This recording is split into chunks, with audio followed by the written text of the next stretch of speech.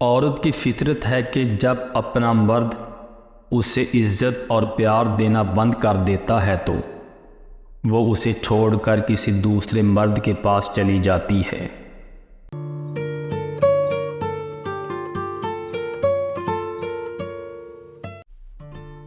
بسم اللہ الرحمن الرحیم۔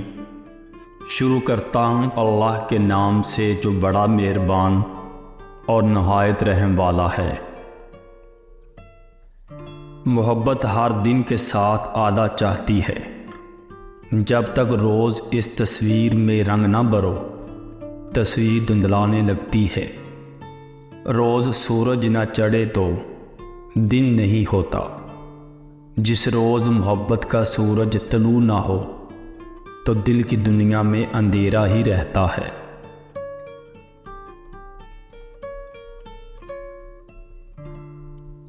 آنکھیں صرف بولتی نہیں چیختی ہے۔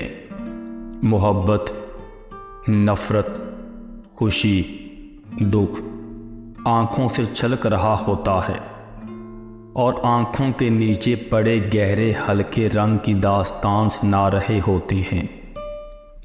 ان لڑائیوں کو بیان کر رہے ہوتے ہیں جو انسان اندر ہی اندر خود سے لڑتا ہے۔ زندگی کی تلخیاں کہیں عیاں ہو رہی ہوتی ہیں۔ اللہ ہر کسی کو نہیں چنتا آزمائش کے لیے۔ اتنی بڑی دنیا ہے، پر کچھ لوگ اللہ کے پسندیدہ ہوتے ہیں، جنہیں یا تو اللہ اپنے قریب کرنا چاہتا ہے یا ہدایت دینا چاہتا ہے، اور یا صابر بنانا چاہتا ہے۔ اس لیے اگر آزمائش کے لیے چن لیے گئے ہو تو شکر ادا کرو، جلد ہی تمہیں اچھا صلہ ملنے والا ہے۔ اصل محبت تو یہی ہے کہ جیسی بھی تلخی ہو جائے، کتنی شدت کی ناراضگی ہو جائے، مگر اپنے دل میلے نہ کیے جائیں اور انا کی دیوار تعمیر نہ کی جائے۔ رشتے توڑنا بہت آسان ہوتا ہے، اصل سمجھداری یہ ہے کہ کچھ بھی ہو جائے دل کے رشتے ہمیشہ قائم رہیں، ورنہ رشتے توڑنے کا پچھتاوا زندگی بھر آپ کو سکون سے سونے نہیں دے گا۔ وقت مٹی ڈال دیا کرتا ہے، یادوں پر، ماضی پر، آرزوؤں پر، غلطیوں پر، چاہتوں پر، اور یہاں تک رشتوں پر بھی۔ ذرا احتیاط کیجیے۔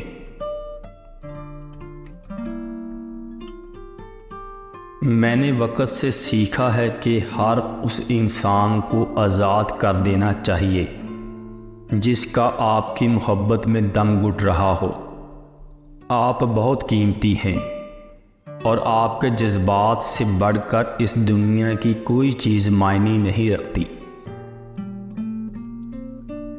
مرد کی شدائی عورت مرد کی دو چیزیں زبردستی پکڑنا چاہتی ہے۔